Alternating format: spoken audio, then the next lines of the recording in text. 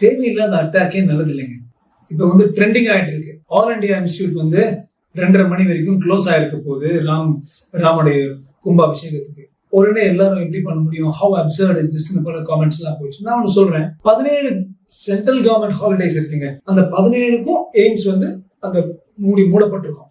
ஆனா critical care services, emergency out patient services, எல்லா எமர்ஜென்சிஸ்க்கும் attend பண்றதுக்கும் ஸ்கெலிட்டல் ஸ்டாஃபும் இருக்குங்கிறது எல்லாருக்கும் தெரிஞ்ச உண்மை.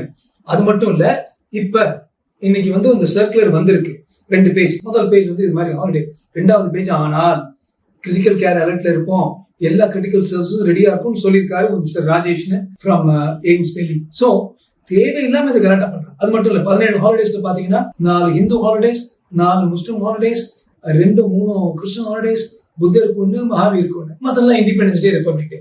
இந்த நாட்கள் அத்தனைக்கும் இதுதான் நடந்துட்டு இருக்கு. சோ ஸ்டாண்டர்ட் பிராக்டிஸ் தான் பண்ணிருக்காங்க. திடீர்னு அதை வந்து காழ்ப்புத்தனமா அது வந்து இதுக்காக பண்றாங்க, அதுக்காக பண்றாங்க.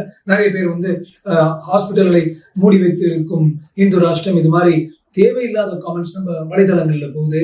ஸ்டாண்டர்ட் பிராக்டிஸ் எல்லா ஹாலிடேஸ் மாதிரி தான் பண்ணிருக்காங்க. And no loss of emergency சர்வீஸ்ங்கிறத பதிவு செய்ய விரும்புகிறேன். ஜெய் ஹிந்த், ஜெய் ஸ்ரீராம்.